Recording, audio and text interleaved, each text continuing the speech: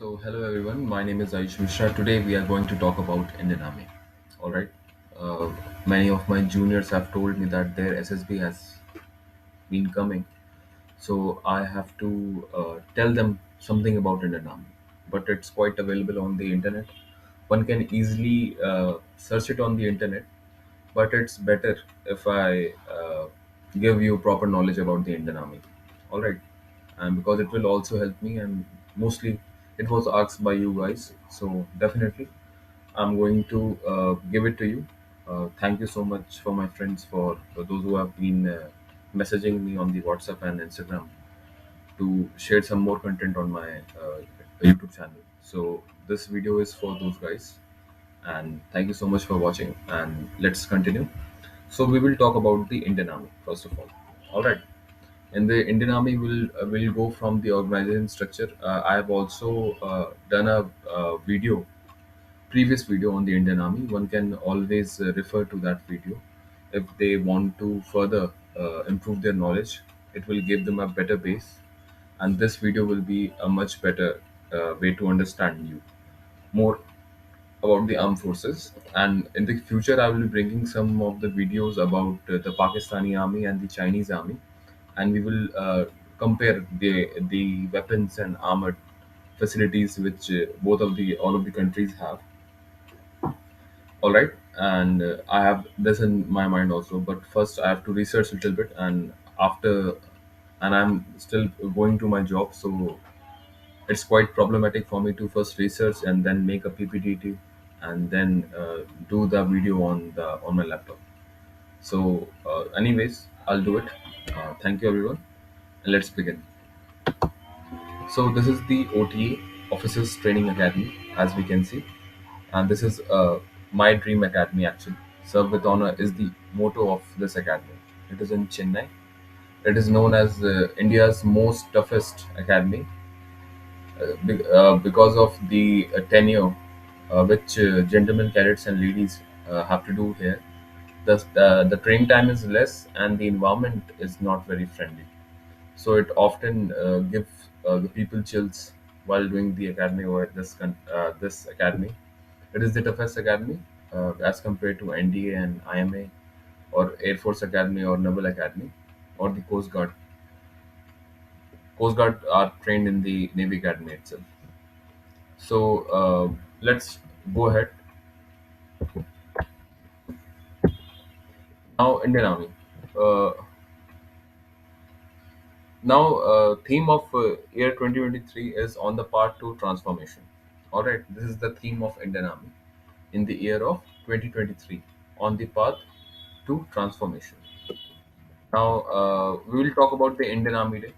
We all know that Indian Army Day has been celebrated on 15th of January.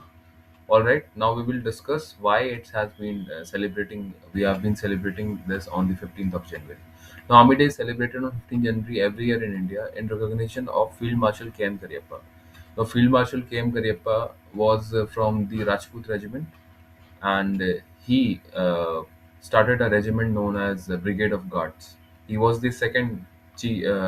He was the first commander in chief of the Indian Army and the second field marshal of India. First was Sam Manekshaw, Field Marshal Sam Manekshaw, and this our Field Marshal K.M. Karipé also got OBE, Order of British Empire, during the service. Now he was a lieutenant general at that time, and he took over as first commander in chief of the Indian Army from General Francis Butcher. All right, so General Francis Butcher was the last chief of army staff or the commander in chief who was not Indian. All right, and he was the last British commander in chief of India on 15 January 1949. All right, now and it was the day when militarily, that is armed forces, the powers of armed forces and military was transferred from British to India. All right. Now, Army Day marks a day to salute the valiant soldiers who sacrificed their lives to protect the country and its citizens. And we remember Indian Army Day as a day to salute the soldiers who have laid down their lives. Now, this is the rank structure. This is the content of the PPT which I have created. And this content, we will talk about the rank and structure of Indian Army, thereafter the arms and services of Army, the regimental centers, the institution of Army, Army Corps, wars, famous battles, major operation, gallant awards, alright, gallantry awards, Paramveer Chakra and Mahavir Chakra awardees, weapons, and the exercises by the Indian Army. Alright, let's go with it. And this is the structure of Indian Army. Now, on the very top, we have Army headquarters, which is being done by the Chief of Army Staff. All right. Now, the staff of Chief of Army, which is centralized and cabineted by the general, who is a four-star rank officer, and he is being supported and advised by few number of other officers who are three-star rank lieutenant generals. It include chief of engineers, uh, chief of engineer. Then there is someone from chief of supply, uh, along with that vice chief of army staffs and other people, adjutant general. All right. And under Army headquarters, there have been uh, two divisions. First is the operational commands, all right, which are six in numbers, and there is the training command. All right. The Army headquarters has six operation commands and one training command. Now, under operation commands are commanded by GOC, that is General Officer Commanding in Chief, which is in Army headquarters, which is Army commanders, and their rank of Lieutenant Generals. The Army Training Command is also being commanded by General Officer Commanding in Chief, who is also a Lieutenant General and Army Commander. Now, under command, there are training establishments. There are further training establishment which are of Category A and Category B. Category A is commanded by Lieutenant General or a Major General rank officers. Alright, and Category B is being commanded by Major Generals or the Brigadiers. Alright, now operation under operations, we have six operation commands. We will talk further about it, and it is quite known: Northern Command, Southwestern Command, and Southern Command, Western Command, Central Command, Eastern Command. All right, and Training Command, we have already talked about it. Training Command, it is in Himachal Pradesh, right? Shimla. Now, under Operation Command, we have Corps. Now, Corps is being commanded by GOC, General Officer Commanding, who are in the rank of Lieutenant Generals. All right, Corps is being commanded by GOC, General Officer Commanding, who are rank of Lieutenant General. Now, under Corps, we have divisions. Divisions are again done commanded by GOC, but the rank is Major General. Now, we have talked about it. Now, the Corps has 3 to 4 divisions, and a division has 3 to 4 brigades. Now, brigade, as the name suggests, is commanded by a brigadier, as a one-star general officer, and comprises 3 battalions and support elements. A brigade has 3 battalions. Now, what is a battalion or a regiment? It is commanded by the commanding officer, who happens to be the colonel. All right, and it comprises of 4 or 3 companies, 4 rifle companies, and sometimes 3 rifle companies. And now, rifle company commanded by any company commander, rank of a lieutenant colonel or a major, and it comprises of 3 platoon. Now, platoon is something commanded by a JCO and sometimes an junior officer also, and comprises of 3 sections. Now, these sections are these JCO is somewhat like the Naib Subedar, and it can be also be commanded by company commanders. Sorry, not company commanders, but any new captain or a new lieutenant. All right, now we have section. Section has been commanded by the section commander, and he's Havaldar, and the number of people in section is around 10. All right, platoon is 30, company is around 120. All right, battalion comprises of 800 to 1000, a brigade is around 3000, and division is around 10,000 people. All right, 8 to 10,000 people, And here we are. Now, this is the rank structure of armed forces.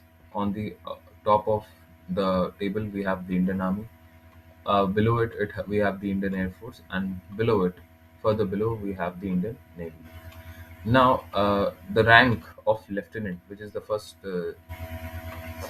commissioned officer's rank, which is lieutenant, and equivalent to it, we have the flying officer, and we have sub lieutenant. Now we have captain, and we have the flight lieutenant, along with we have lieutenant.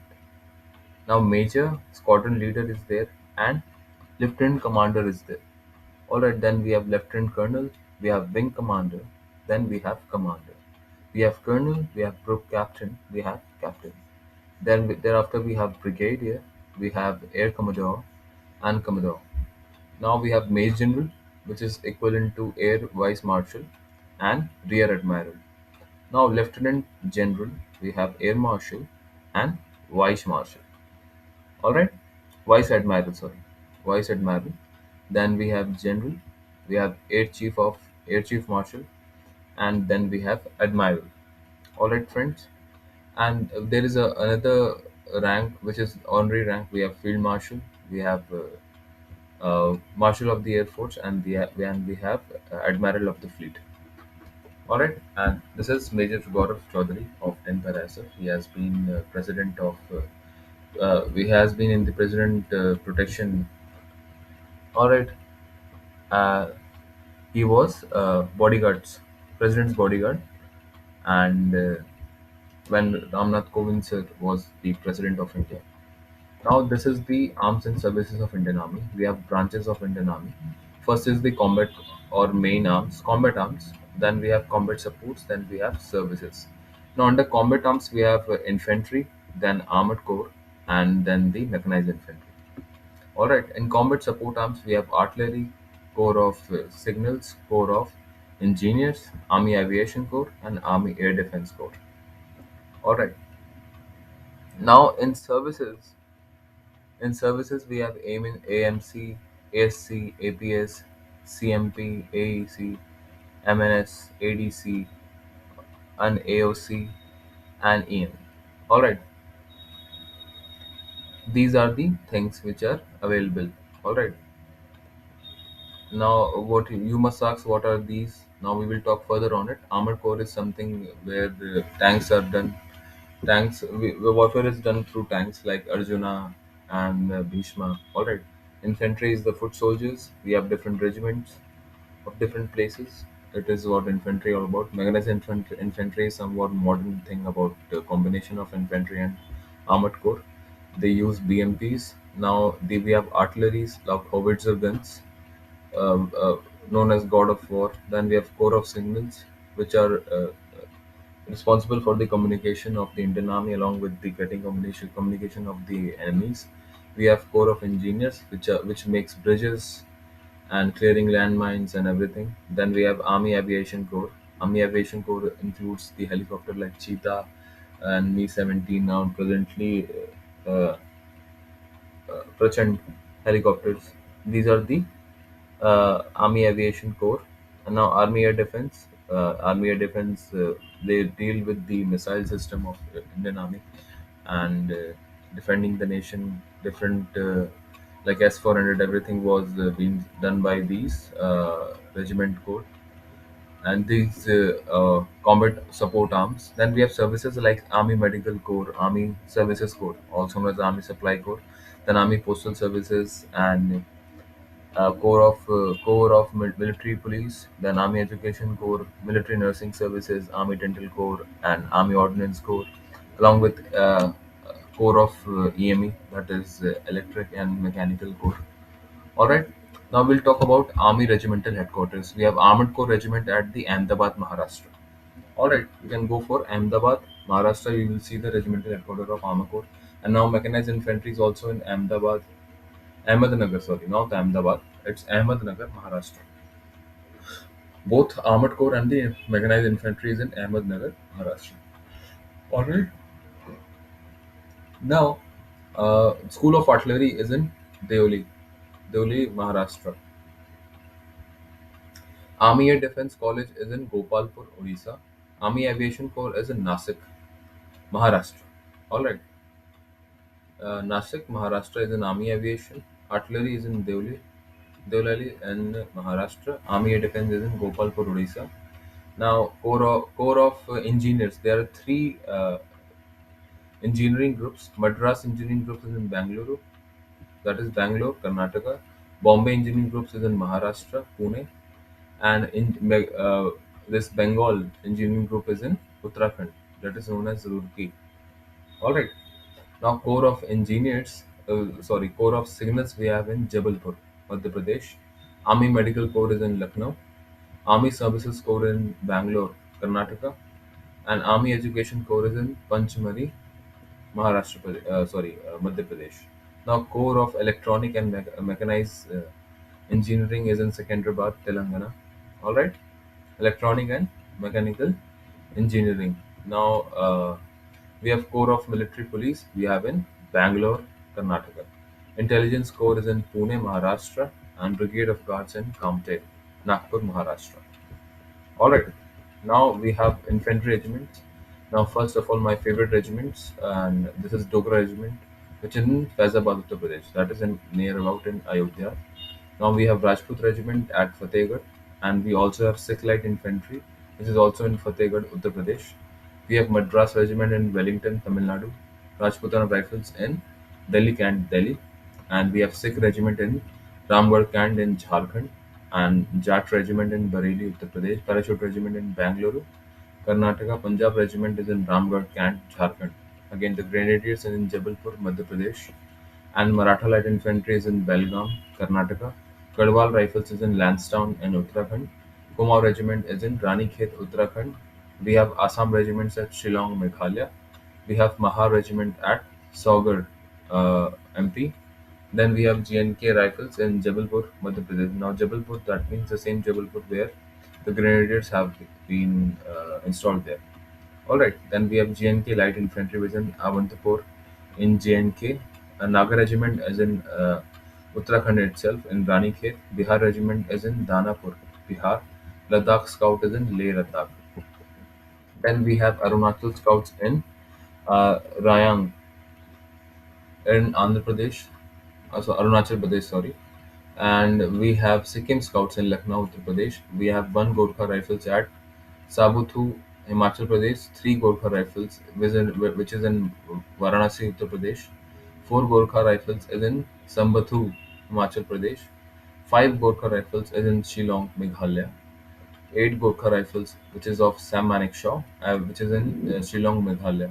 Nine Gorkha Rifle is in Varanasi, Uttar Pradesh. 11 Gorkha Rifle is in Lucknow, Uttar Pradesh. All right. Now, the institutions of army. What are the institutions of Indian Army?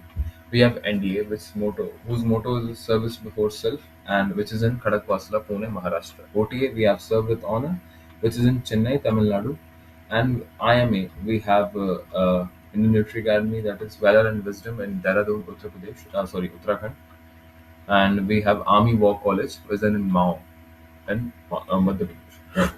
And motto is enter into battle with resolve. All right.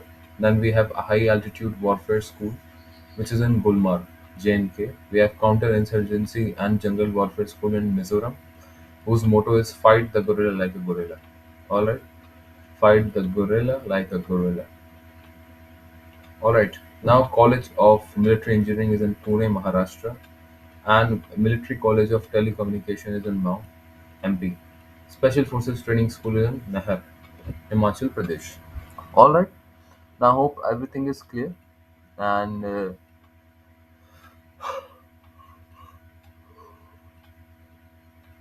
you can learn. Like, if you're going for infantry like me, then you should know about the training institutes like NDOT and IMA. Along with that, you should also be aware about Army War College. All right.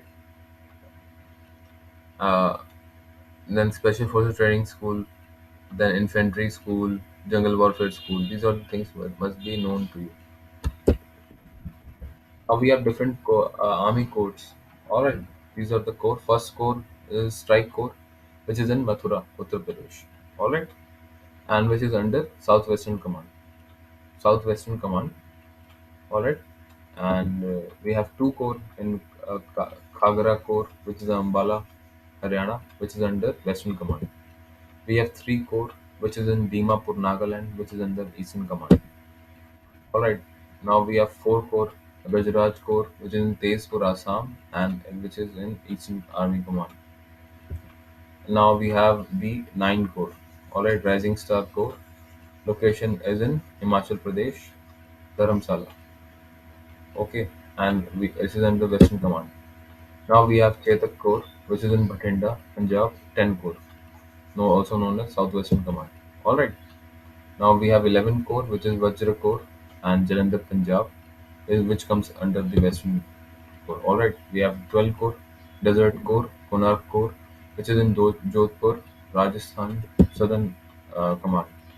Now we have 14 Corps, Fire and Fury Corps, which is under Northern Command, and the location is in Leh, Ladakh. We have 15 Corps, Chinar Corps. Now it is also part of insurgency. Also part of that Rashtriya Rifles, which is in Srinagar and comes under Northern Command. And another now 16 Corps is there, at Night Corps, Nagarota JNK, which is also under Northern Command. Now we have Brahmastra Corps, all right, which is a 17 Corps, which is Eastern Army Commander. Now Sudarshan Corps, all right, Bhopal, Madhya Pradesh, Southern Army Command.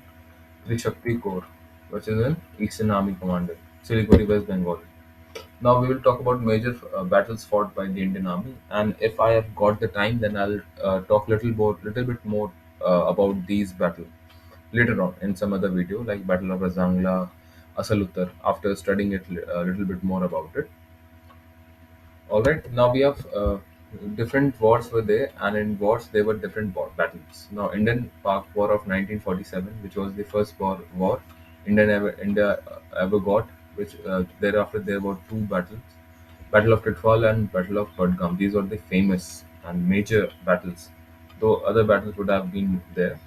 Now we have Indo-Sino War, 1962, Battle of Razangla, Battle of Srijap, Battle of Bumla, Battle of Valong. All right, these are the battles which were won, which was fought in Indo-Sino War of 1962, and then Indo-Pak War of 1965, Battle of Chavinda, Battle of Philora, Battle of Asaluttar, Battle of Dogra. Battle of Asaluttar was the one of the very toughest battle. Now, in the Indo-Pak War of 1971, Operation Trident, Operation Longewala, you know that border film, and Battle of Ganga Sagar, Battle of Basantar. Along with that, and recently we have been in battle or the war. It was Operation Vijay. It was in Kargil, Dras sector. All right. Now we have Operation Vijay, Battle of Tololing, and Battle of Tiger. What are the gallantry awards which are given in armed forces? Wartime gallantry awards are Paramveer Chakra, Mahavir Chakra, and Veer Chakra. Peacetime gallantry awards are Ashok Chakra, Kirti Chakra, and Shaurya Chakra. All right. And wartime distinguished service medals: Sarvottam Youth Seva Medal, Uttam Youth Seva Medal, and Youth Seva Medal. That is SYSM, UYSM, and YSM. Now YSM is something smaller, so it will be on the below. How to remember it? I'm telling. And so S in Chinese, S means the best. Then we can say SYSM is on the top, UYSM is in the middle, and YSM is in the lowest. All right. So Sarvattam Youth Seva Medal, Uttam Youth Seva Medal, and Youth Seva Medal. Now we have Peace Trial Distinguished Service Medals as well. Param Vishis Seva Medal, the PVSM, AVSM, and VSM. All right. These are the Param Vishis Seva Medal, Ati Vishis Seva Medal, and with Vishis Seva Medal. All right. Now we have Distinguished Service and Gallantry Medals. We have Sena Medal, Nausena Medal, and the Vayu Sena Medal. All right. Now we'll talk about some Paramveer awardees, Paramveer Chakra awardees in the Indo-Pak War of 1947. If in the 1947 war with Pakistan, we have Major Somnath Sharma, and he happens to be the first. He happens to be the first officer to get Paramveer Chakra. He was from the Kumaon Regiment, and he got it on the Battle of Budgam. All right, Budgam. Then Battle of Budgam. All right. Now we have Second Lieutenant Ram Raghuba Rane. He was from Corps of Engineers, and in Naushera he got in the same battle. Sorry, not in the same battle, but on the same war. Then we have Lance Naik Karam Singh, Sikh Regiment, Battle of Titwala. All right, Karam Singh got the battle. Karam Singh, Lance Naik Karam Singh of the Sikh Regiment got it in Battle of Titwala, Paramveer Chakra. So, in this Indo-Pak War of 1947, we can remember three people who got the awards. First is Major Somnath Sarma from the Kumar Regiment and Battle of Budgam. Then we have Second Lieutenant R. R. Rane from the uh, Naushera, and now we have Lance Naik Karam Singh from Battle of Titwal. These three people got the Paramveer Chakra uh, in the Indo-Pak War. Right now, Indo-Sino War, the battle with China we had been through. Now, Major Shaitan Singh was from another Kumav regiment, Battle of Razangla. He got it from the Battle of Razangla. Major Dhan Singh Thapa was from the 8th Gotha Rifle, and he got the Paramveer Chakra in the Battle of Srijap. All right. Now, Sobidar Joginder Singh, Sikh Regiment, Tongenpa, Tongpenla. All right. Northeast Frontier, Nifa. All right. I hope these three things we'll also remember. First was, so you can remember it. Kumar Regiment was there.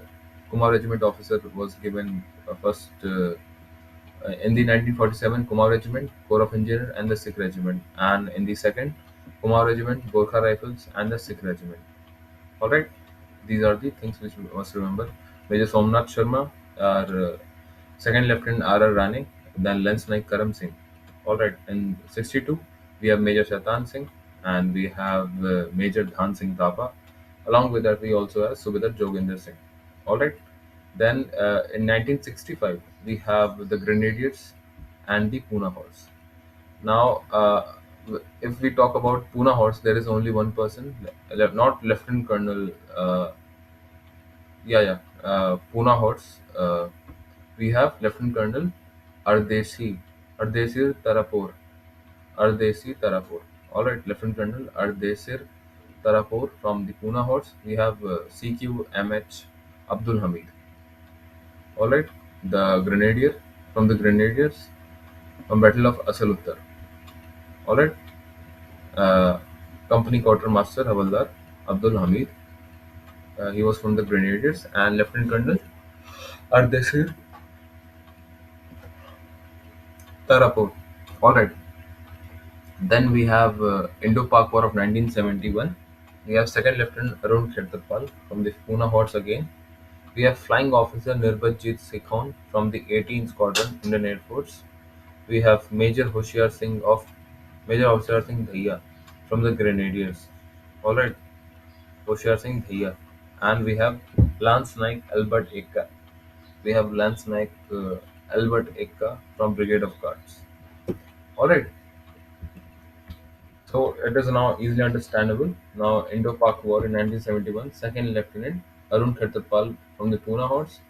We have Flying Officer Nirbhajan Sekhon of 18th Squadron, and uh, Major Hoshiyar Singh Dahiya. We have the Grenadiers and Lance Naik Albert Ekka from the Brigade of Guards from the 1971 war. All right, so I hope it is all remembered to you now. We have Somnath Sharma, Second Lieutenant. Second Lieutenant R. R. Rane, and then Lance Naik Karam Singh. Then we have Major Shaitan Singh, Major Dhan Singh Thapa, and Subedar Joginder Singh. Then we have CQMH Abdul Hamid, Lieutenant Colonel uh, Arashir Tarapur, Ardeshir Tarapur, Lieutenant Colonel Tarapur, Lieutenant Colonel Ardeshir Tarapur. All right, then 71 we have the Second Lieutenant Arun Khertarpal, Flying Officer Nirbhajan Sekhon, Major Hoshiyar Singh Dhaiya in the Battle of Basantar, Major Hoshiyar Singh. All right. Then we have Landsnaik Elbert Eka. Then, if we talk about the recent one, Indo-Pak War of 1999, we have Captain Vikram Batra, Captain Manoj Pandey, and Rifleman, Grenadier Joginder Singh Yadav, and Rifleman Sanjeev Kumar. All right. So these are the people who got uh, the Paramveer Chakra. There are some other people also who got the Paramveer Chakra in some operations, not in war. And Operation Pawan, Major Rameshwar Parameshwaran. All right, we got it in Operation Pawan in 1987. We have Operation Rajiv. All right, Naib Subedar Bana Singh also got the Paramveer Chakra in Siachen Glacier. We have Bana Post under of his name. I hope everything is now clear. Indo-Pak War of 1999, Captain Vikram Batra, Rifleman Sanjay Singh, and Grenadier. Now presently he's been retired now, Captain Yogendra Singh Yadav and Captain Manoj Kumar Pandey. All right. Now, what are the weapons of Indian Army? Infantry weapons, handguns. If we talk about handguns, we have pistol of 9 mm, 1A. All right, range is 50 meter, caliber is 9 mm, magazine is 13 round. All right, 50 meters, 9 mm is the caliber. This pistol auto 9 mm pistol. 9 mm is the caliber. 50 meters is around the range, and caliber is around 9 meter. Magazine holds the 13 rounds. Now Glock 17 range is 50 meter again. Caliber is 9 mm again, and its magazine holds 17 rounds. Glock 17. Now we have submachine guns, 7.62 mm, SF carbine, 2A1, range is 200 meters. Heckler and Koch MP5. We have range of 100 meters and 200 meters. All right, these are the submachine guns, SMGs, SCF carbine, and Hector and Koch MP5. That means MP5 and carbine. Carbine and MP5. Carbine is of 200 meters range, and MP5 102-meter range. All right. Then we in infantry weapons we have assault rifles. The basic infantry weapon is the INSAS 5.56 Indian small arm system. Range is 400 meters, sometimes 500 meters as well, and caliber is 5.56. All right, and capacity is around. Here it has not been written about the capacity. Magazine is of made up of plastic. It holds around 30 rounds, and it comes under INSAS comes under three types. All right, INSAS 1A, INSAS 1A1, INSAS 2A. All right, butt fold and without butt fold, and stock short INSAS and use INSAS. All right, then the future weapons will be AK-203, which is Aptomat Kashnikov. All right, and this is AK-203, which is made with the help of Russia and India's all right, together. India and Russia together making this, and this will be the future weapon of Indian Army. And range is around 800 meters. All right, now we have AKM 7.62 mm, Avocat Kalakov modernized.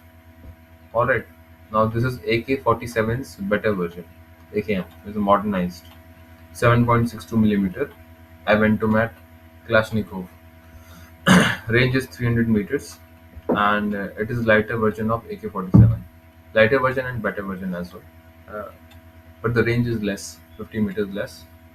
Now we have AK-47, 7.62 mm. AK-47, the range has been given 350 meters now, but it can shoot around 400 to 450 meters easily. All right. Now we have machine guns. We have INSAS LMG 5.56. Range is around 700 to 800 meters. Then we have 7.62 mmg. All right, 600 to 1000 rounds per minute it gives, and range is around 180, 1 kilometer and 80 meters. All right. Then we have AGL 300, deadly weapon of army. AGL 30 millimeters is the deadliest weapon of the Indian Army. Range is around 2 kilometers and 2.3 kilometers. All right. Then we have 40 millimeter MGL, and this is the range of around 375 meter, effective in urban and jungle terrain. All right. We have to remember all of this. If we talk about the machine guns, and we have to remember what to learn. We can say INSAS LMG. All right, INSAS LMG, and then 7.62 mmg. Then we have AGL and we have MGL. AGL is the deadliest, and MGL is very effective in urban as well as jungle terrain. All right.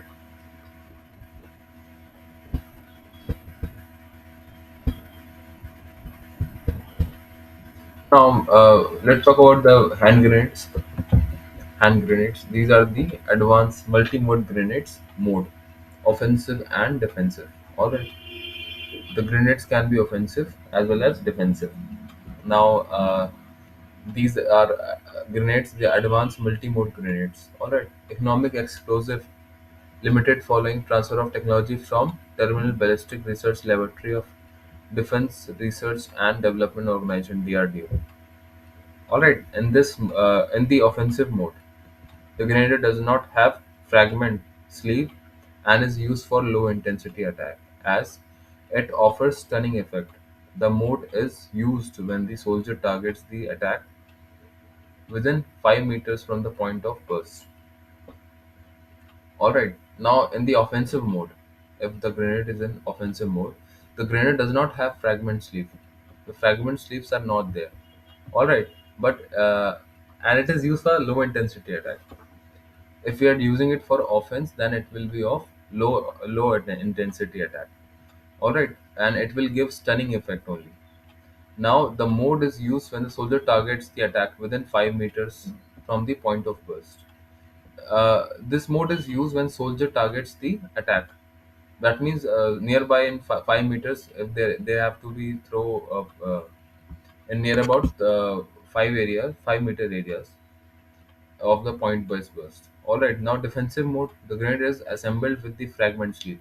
Now in the defensive mode, we have the fragment sleeve. In the offensive mode, we don't have the fragment sleeves. Alright, this mode of grenade is used when soldier is in shelter and the enemy is in the open area. Alright, if our soldier is in shelter, he is somewhere safe in bunker, and the enemy is in open, if enemy is advancing towards that bunker, at that time, it can be used, and it is the lethal radius and has capacity to target 8 meters from the point of burst. That means it is very lethal radius. That is 8 meters from the point of burst. Wherever you will throw the grenade, uh, the radius of around 8 meters area will be. That means a semicircular 8 meter. That complete area will be affected by its grenade's impact. All right, and but when it we are offensive when we are in offensive mode, it won't be having a fragment sheet, but when defensive, it will be having a fragment sheet. And during the offensive time, it will be of low intensity, but in the defensive type, it will be have more intensity. And the it will only give the stunning effect in the offensive, but it will be very deadliest and lethal in the defensive mode. And at the time of offense, the grenade will be of around the 5 meter radius. All right, but in the defensive mode, the radius will be around 8 meters. All right, now if we talk about the armored vehicles, now in armored vehicles, we have Arjuna MBT MK third generation. All right, Arjun tank, Bhishmam, and Ajaya tank. T-72, all of these are British. Sorry, all these are our Soviet technologies. Arjuna is main battle tank. All right. Now we have Arjuna, Bhishma, and Ajaya. T-72, T-90 Bhishma, T-72 Ajaya, then Arjuna MBT, main battle tank. Arjun, main battle tank. Mark 1 and 1A, which is of third generation. Now top part, turret 360 degree. The turret is there, which can be rotated 360 degree. Low part is hull. All right, this is the low part is hull, and smoke discharger like flare in the aircraft. It will give out the smoke around it, so that the enemy could not spot it from the distance. All right, and mine plugger in Mark 1A. We have this Mark 1A that is in Arjuna main special tank, and it can plug out the mines as well. All right, it can plug out the mines as well, and they have centers detected the mines by releasing the infrared radiation. All right, and it can censor the mines. It has the sensors which can tell where the mines are, and in the infrared radiation. All right, now it has a crew member of 4 people, and now there will be a driver which is at the hull. All right, then there is a gunner, there is a commander, and then the loader. Loader will load loader will load the shells in the tank. A driver will drive, and the gunner will shoot the nearby target so that it cannot throw grenades or do some mines. All right, for shooting close range areas, machine guns will be made at it, and there will be a commander who is an officer. It can be, if there is, the senior most officer will be the commander in the tank. All right, we have the driver, the gunner, the loader, and the commander. Commander will give the supervisions. A tank has rifle gun 120 millimeter, machine gun of 7.62 millimeter, and rocket launcher.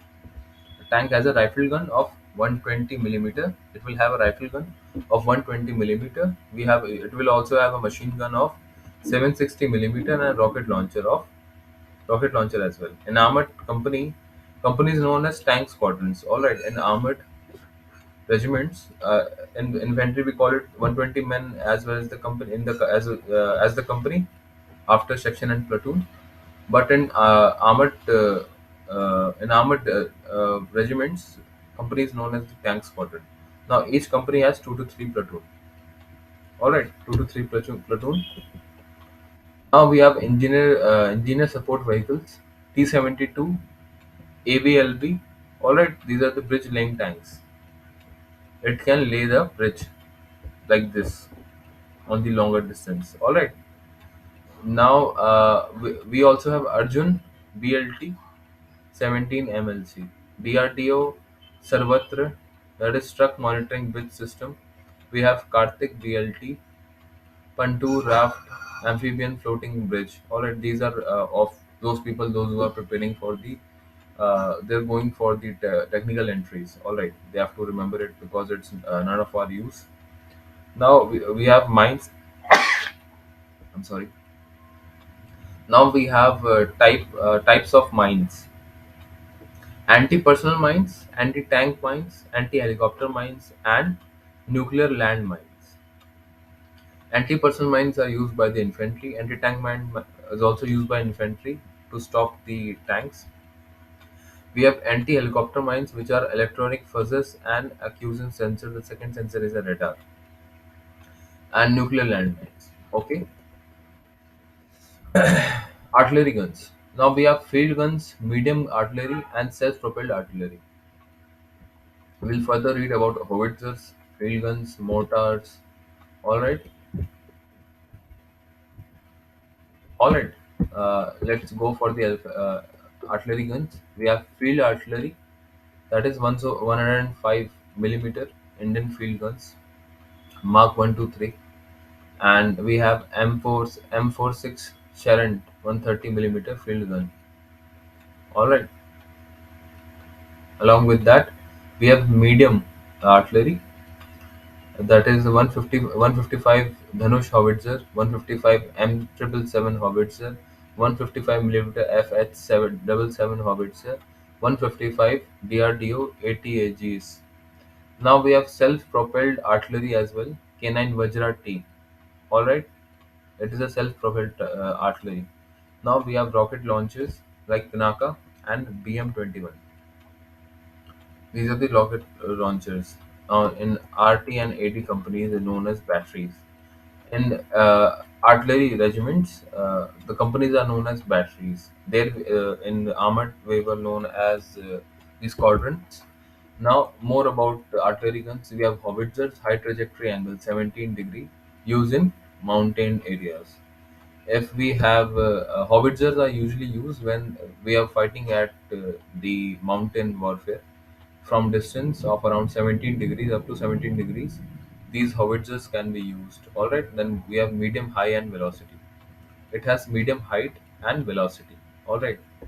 Now we have field guns, low angle guns, 45 degree, used in desert area, and high velocity and low angle. All right. That means howitzers can aim for the, or howitzers are for the mountain areas. It will have medium height. It will go to at longer distance, and it will have a medium velocity. All right, the speed won't be that much good because it will be making a trajectory, parabola trajectory, and it will go up to 70 degree. All right, and it is specified in mountainous area. Now we have field guns. Field guns are usually used in desert areas, which have low angle, that is around 45 meters.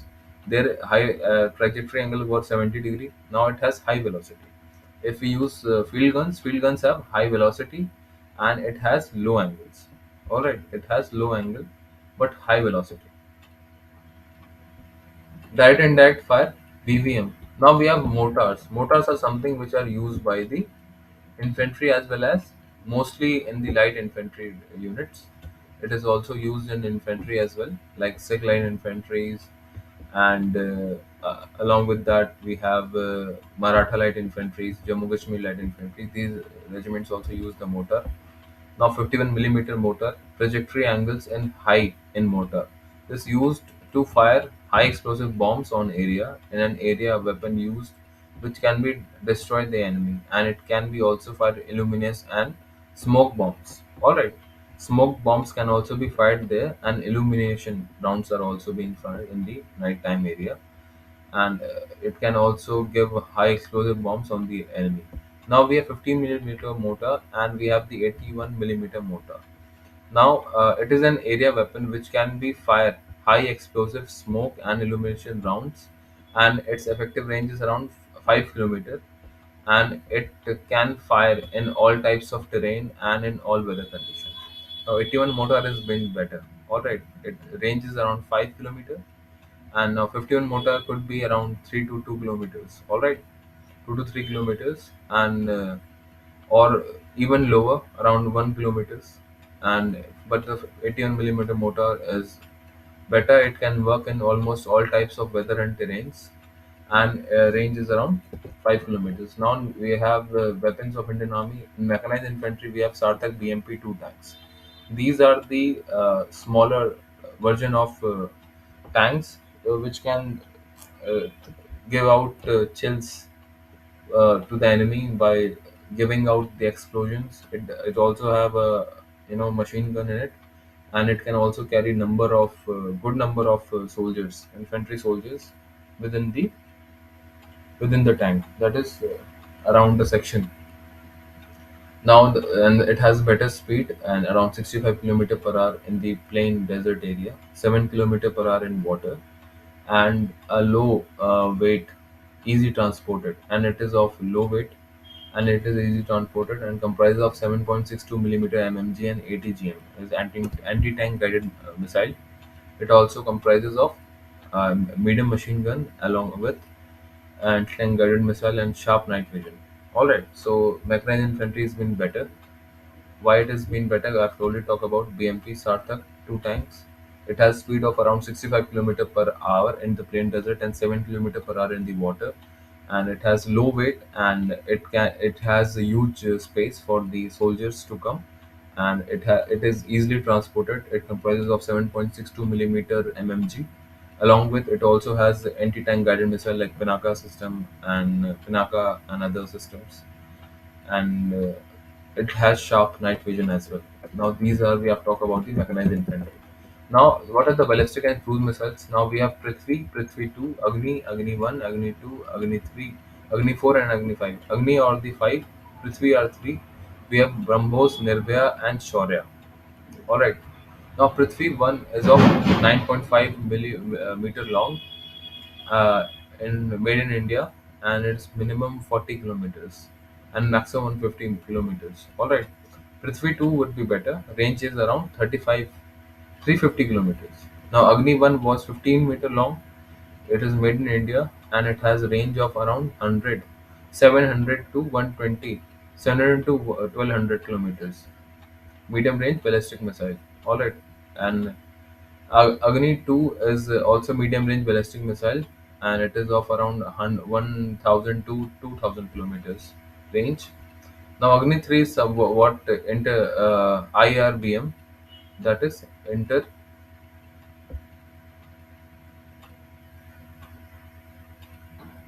all right intercontinental IRBM, which is around 2000 to 3500 kilometers. Now Agni 4 we have around 3500 kilometers to 400 meters. Now we have Agni 5, which is of around 5000 to 8000 kilometers intercontinental ballistic missile. Now we have BrahMos supersonic cruise missile, 650 kilometer range.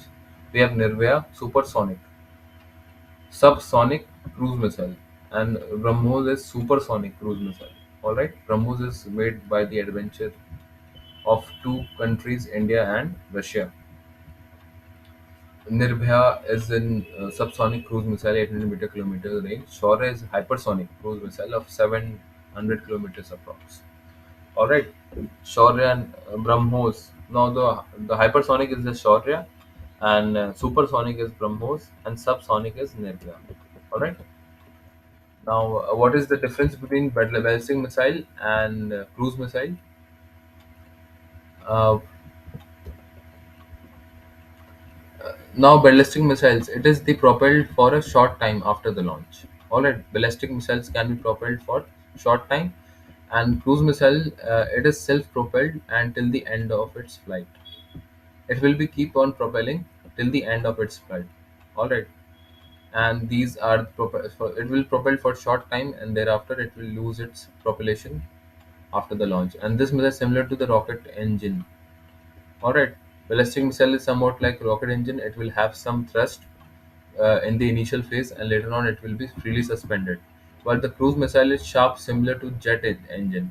Now, the cruise missile is something which will continue on propelling until it reaches its target. All right.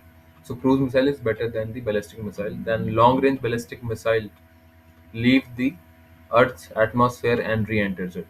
Now, if we have long-range ballistic missile, it will leave the Earth's atmosphere and then it will re-enter it. Now, in cruise missiles, their flight path is within the atmosphere and they never travel out of it. All right, that means a long-range ballistic missile will always travel more than what distance is required. They will leave the atmosphere and then come back to the area. All right, but the cruise missiles will never do so. They will always be in their atmosphere and it will never travel out of the area, as the ballistic missile is unguided for most of the path and it requires low precision. Therefore, its trajectory depends on gravity, air resistance, and Coriolis force. All right. Now, the ballistic missile is somewhat unguided, but the cruise missile is guided. All right, and ballistic missile doesn't have any preciseness. It has low precision, and the trajectory always depends upon the gravity, the air resistance, as well as the Coriolis force of the Earth. But here, the cruise missiles, it is a pinpoint target. It has high precision and it is constant propelled, so it doesn't get affected from the gravity, air resistance, or the Coriolis force of the Earth. All right, and these missiles can be range of 300 kilometers to 12,000 kilometers, as there is no fuel required after the initial trajectory. All right, now the ballistic missile range, it has more. All right, it has more range. Ballistic missile has more range. Why?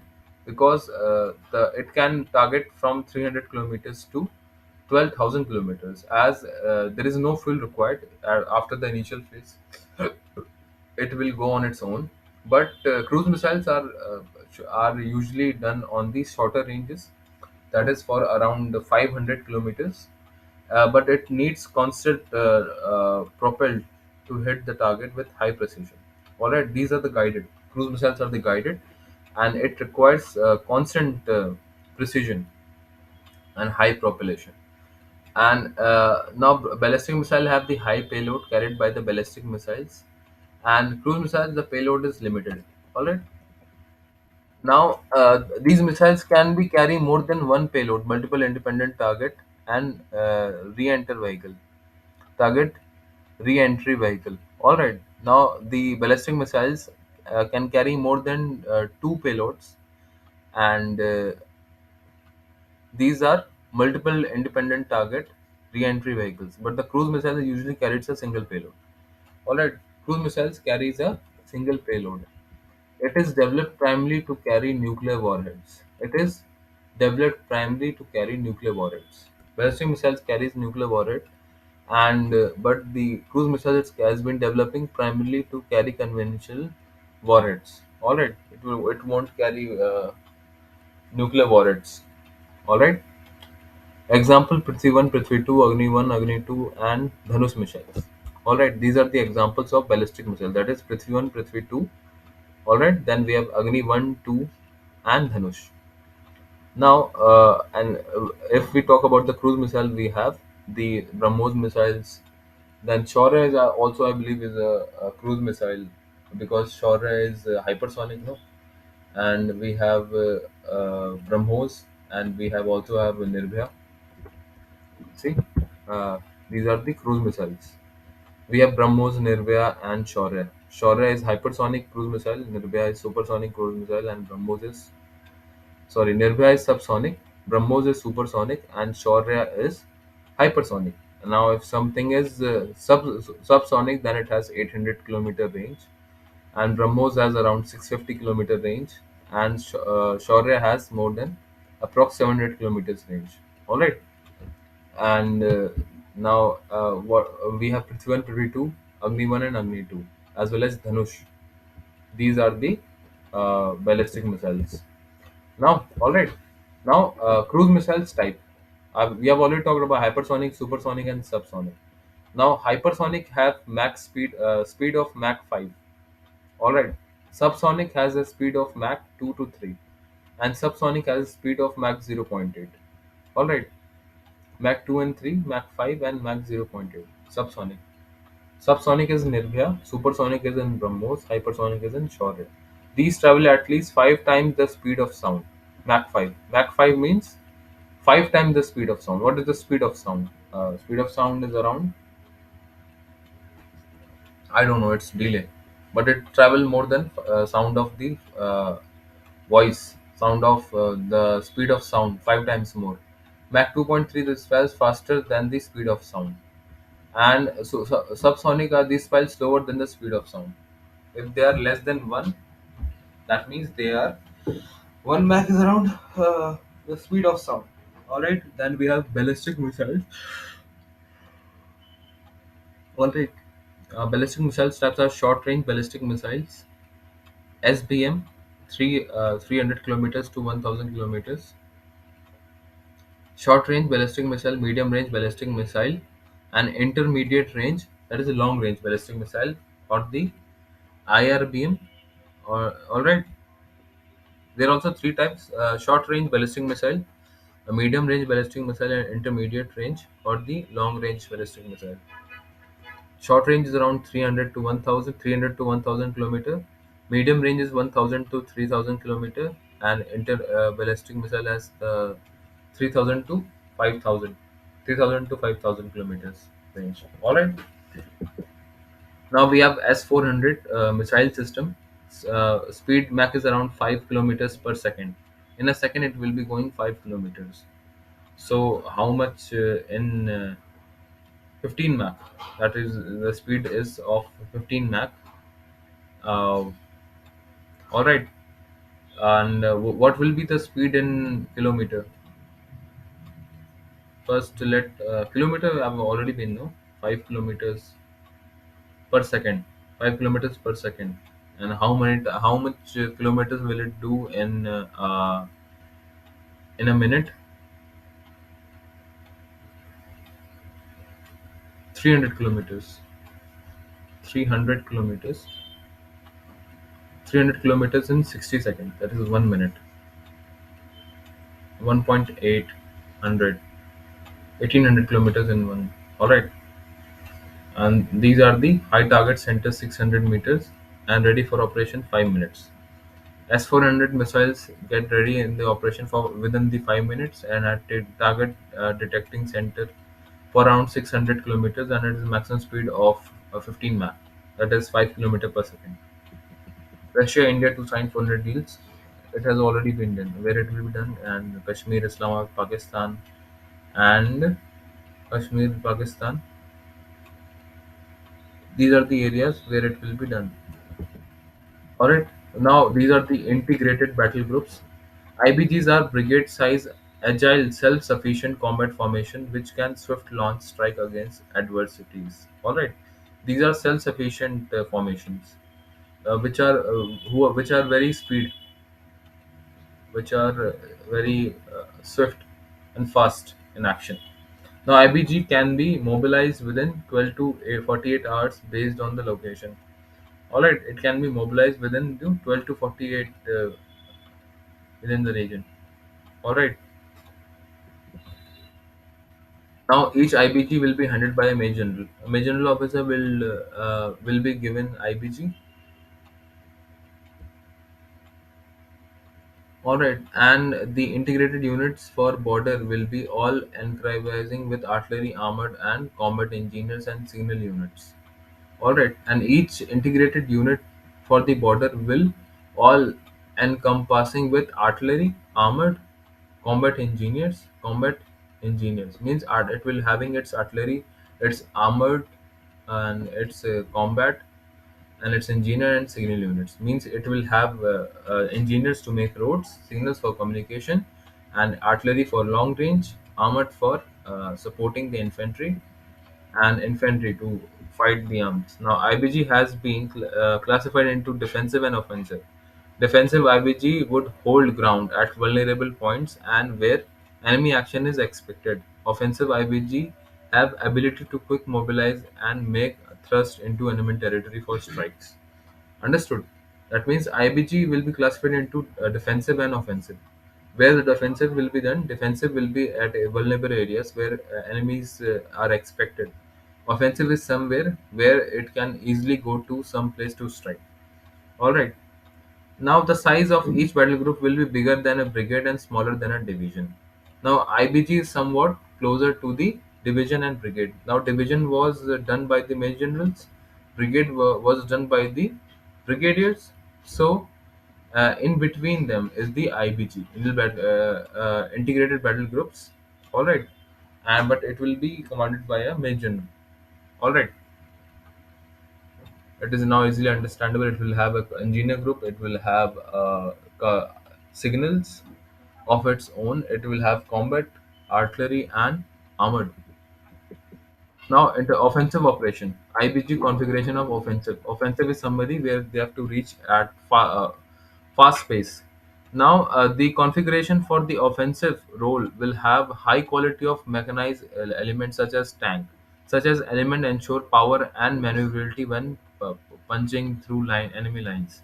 Now, this configuration likely to be for Army Strike Corps, for the Army Strike Corps, that is Northern Command, and which are used during offensive operation across the border. And the army currently has four strike corps, mainly comprising of large number of tanks and artillery guns.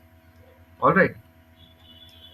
Now, offensive means it will have artillery and more battle tanks to reach to some place with fast pace. All right, for the offensive operation across the border, and it will be given to the strike force. Strike force is something which will go on the enemy area for faster to. Now, defensive operation. The second configuration for defensive roles will have a high number of infantry or troops, mainly due to its requirements to holding grounds.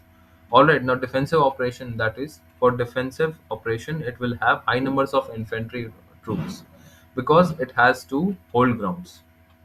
All right, means offense will be given to the tanks and artillery, and now the defensive will be infantry. All right. Now this is likely to be used by armies 11 holding corps, which support the strike corps and defend territory. Such corps are smaller than strike corps and have lesser mechanized elements. All right. and it will be smaller than the strike code, the defensive one, because mainly the work will be done by the offensive operations, and it will have lesser mechanized elements, means more manpower and less mechanized elements. But offensive one will have more mechanized elements. All right, defensive,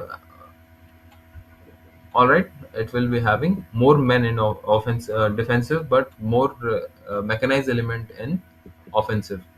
Now, these are the special forces of India. We have para special forces, total 9 battalions of Indian Army. We have Marcos of the Navy, Garund of the Indian Air Force Special Group, and Special Frontier Force establishments for research and analysis wing, which are from Indian Army itself. Then we have NSG from the Ministry of Home Affairs and SPG from the Ministry of Home Affairs.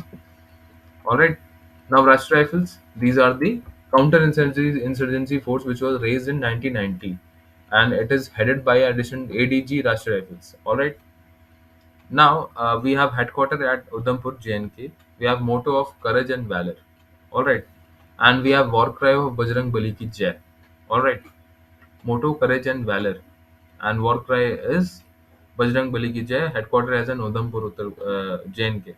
Now the RR unit are the CIF, that is the counter-insurgency forces headquarters, and Cs are responsible for the area of Kashmir Valley and Jammu division. All right, these are the given Rashtra Rifles are. All right. Uh, Now only 15 and 16 corps are responsible for the Rashtra Rifles. They, both are in where? Both are at the Northern Command. All right. Counter-insurgency forces. There is Romeo Force, Delta Force, Victor Force, Kilo Force, Uniform Force, and these there are three 16 corps divisions for the Rashtra Rifle and two for the 15 corps. All right. Now this is the last point. That is Indian Army new combat uniforms. We will talk about why it's been be used, where it's been developed, and why it has been kept on using. Now, Indian Army's new combat uniform, the mix of colors include olive green and earthen shade. That is, it is the combination of earthen shade and olive green. All right, and it was designed in keeping in mind the operation areas where they have to be in the operation. By understanding that area, they have made the dress, and the different terrains of India, uh, and the troops where they have been deployed in the extreme weather conditions. On thinking of that, now the pattern is digitally disruptive pattern and more like a pixelated design. All right, the pattern is digital disruptive pattern. All right, the pattern is digital disruptive pattern. Digital. The pattern is a digitally disruptive pattern and more like a pixel-rated design. It is having pixels. You can notice here. It is having pixels. Pixels of like just like mobile phones, and it has a digital disruptive pattern. And the new uniform will also replace the existing uniform for different operation terrains such as jungle warfare and desert warfare. All right. And the uniform will replace the existing uniforms with different operation terrains such as jungle warfare and desert warfare. And the design is collaborated with National Institute of Fashion Technology as a NIFT. It has been a special role in designing the uniform, and it is going to be combination of cotton and polyester. All right, combination of cotton and polyester, and cotton will be of 70 ratio, as well as the polyester will be of 30 ratio, that is 70 is to 30. All right, with the combination it will be easy to wear in different weather conditions. One can easily wear it in different weather conditions, whether it is raining or whether it is heat, and it will dry up easily, very quickly and very fastly, and it will be lightweighted. Even if somebody is in water, it will be lightweighted, and it will be more durable in summer and winters. All right, it won't get tore up very soon as possible. It won't do like that. It will be strong material but breathable. It will help in it will be lightweighted even in the water. It will get soak up very fast. It will be dried very completely. It will be very efficient in summer, rain, or even in the winter conditions. All right, it is made up of cotton and polyester with a ratio of 70 is to 30. It's been designed as a digital disruptive pattern along with pixel rated design with the collaboration with National Institute of Fashion Technology.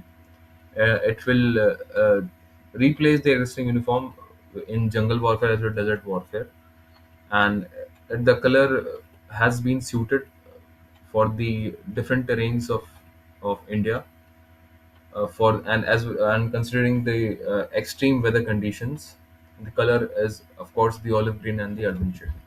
All right. Now this is was the about the Indian Army, and let's talk a little bit about the Indian Army Infantry Day, which is happens to be in 27th October every year. And I have made this PPTT for understanding. Now, why is October 27 celebrated as Infantry Day? Now, army establishments across the country are today making Infantry Day and paying homage to the thousands of infantry soldiers who have laid down their lives in the line of duty. Here is a look at why in the day celebrated such as the landmark event caused by 27th as known as the Infantry Day.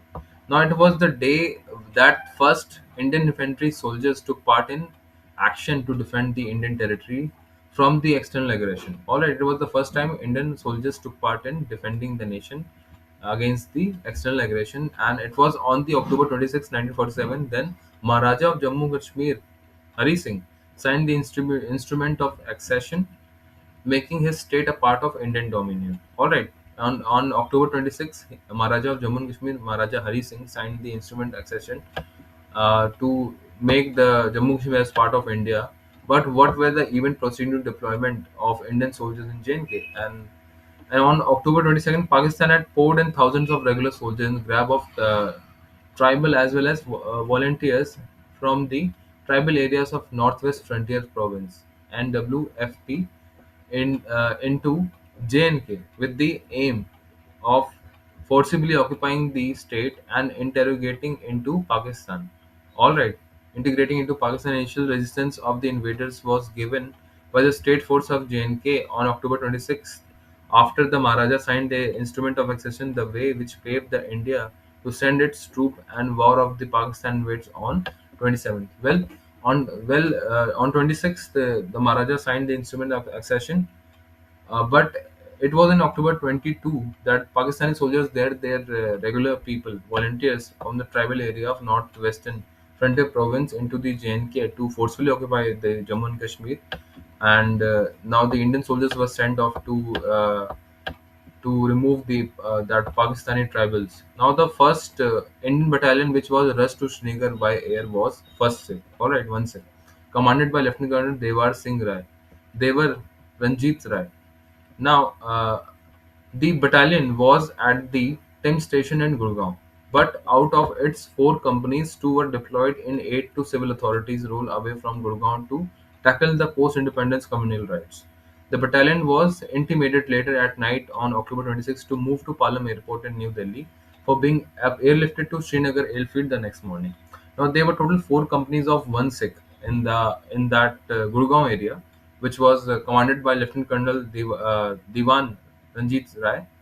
But they were stationed at Gurgaon, but two of the companies were busy in the civil authorities work to tackle the after independence communal riots. All right, but two companies were sent to Palam Airport to get airlifted from Palam to Srinagar airfield. Now, since one Sikh had only two companies available with it, one battery of 13 field regiment and an artillery regiment was provided to it for the infantry roles.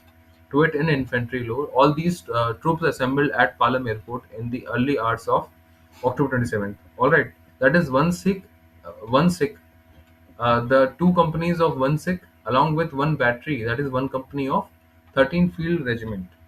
This was sent. These were sent. These were sent for the Srinagar from the Palam airport. And what was the arrangement of dispatching troops done by short notice?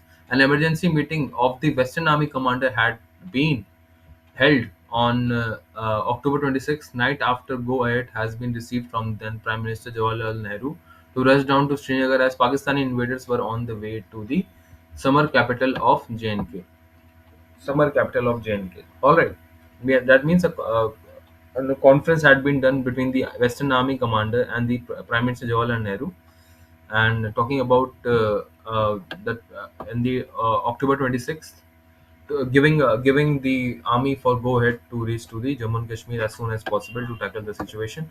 And according to Lieutenant General S.K. Sinha, former governor of J&K and Assam, and who was then a major involved in making arrangement for sending the troop, it was decided to send a brigade level force at first, but since the road link from Pathankot to Srinagar was not a good shape and time consuming. All right, so first they thought that they should send the force by a road link, but it will take more time, and we didn't had many.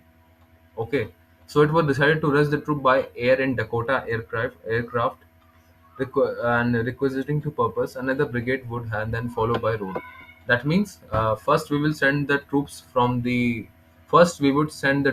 by airlifting from the Dakota aircraft, and later the brigade will follow by road.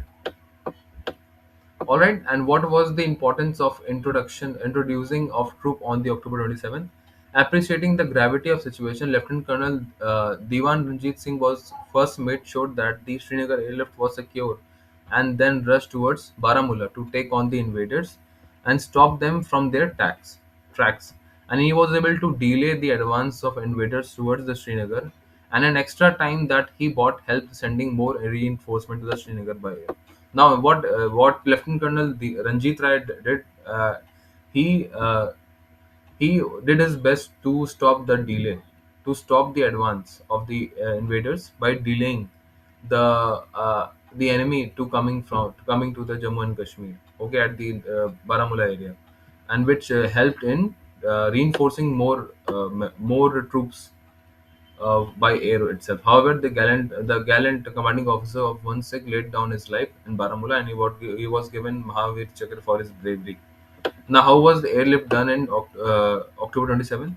Seven Dakota aircraft were assembled at Palam Airport at morning October 27th, with each of scheduled to do two sorties, each of aircraft concerned Silk and their equipments on the 7 Dakota, and two were from the Indian Air Force, while the rest were from the private airline, including the Biju Patnaik, who would go on to become the Chief Minister of Orissa, now Orissa. All right. That means there were only two aircrafts of Indian Air Force. Rest five were of private airline, including that of Biju Patnaik. All right, Biju Patnaik, that Air Force was only two only, and how much troop they can carry at that time, you can easily think. But there was total seven Dakota. That means out of two, five were from private airline. We should appreciate them more. All right, of Biju Patnaik, who was going to be the Chief Minister of Orissa at that time, and as order Lieutenant Colonel Ranjit Rai had reached Palam with his troop and time around 3 a.m. in the morning, and he was performing by Major S.K. Sinha, who recalled Rai was absolutely cool and calm about the orders that had been given, and that has struck to him as hallmark of confident commander. Shortly after the sunrise, the Dakota took air carrying first Indian Army soldiers and a battery of artillery troops into J&K, whether they would make history by saving Srinagar airfield from Pakistani invaders. All right. Now, what was the importance of induction of troops on October 27th? Now, had one Sikh had not been airlifted in Srinagar on the time, the airfield would have been fallen into the hands of Pakistani invaders. With the road link extremely tenacious, this would have meant that getting Indian soldiers into Srinagar would have been a time-consuming task and would have given ample opportunity to Pakistan to reinforce its invaders through air and thus occupying the valley. Now, why 27th October was important? Because the one Sikh, along with the 13th Field Regiment, they together hold it off the airfield of Srinagar. If they wouldn't have been in that position, or if they would have been late in reaching to the Srinagar airfield, then the Pakistani invaders could have stopped. Pakistani invaders uh, would have completely captured the airfield area of Srinagar, and which will also they would have also controlled the valley as well as the important road infrastructures, and Pakistani would have captured the Srinagar from the aircrafts, and Pakistan would have captured the aircrafts, and that would have resulted in more problems than in the present time. And but it never happened. First, Sikh, and 13 Field Regiments, together along with Biju Patnaik's and little bit efforts of Indian Air Force, they together they hold it off completely. They Air Force and the Biju Patnaik's five private airlines, they supported to Indian Army to reach at that point at that area. And then though the Lieutenant Colonel Ranjit Rai was no more with us, and he laid down their life fighting the enemies, and he was awarded Mahavir Chakra. And but he stopped the insurgency. More troops were reinforced from the air itself, and the brigade was falling by the road, and together they captured and hold everything out. Now this was about the Indian Army, and I hope it will help you completely. Now, if there is any kind of problem required, you must comment or even message me on my Instagram or even at my WhatsApp, and I would help you certainly. And it's been time now, and we have talked more about Indian Armed Forces today, and later on we will also talk about the Indian Air Force, and along with few more information related to Pakistan as well as China, and so that we can easily compare the armed forces of these two to three countries with India. And we will also talk about international relations, like international organizations, as well as different types of strategy which has been used by India to defeat Pakistan as well as China's effort to capture and encircle and enclose the and get surrounded by these troops.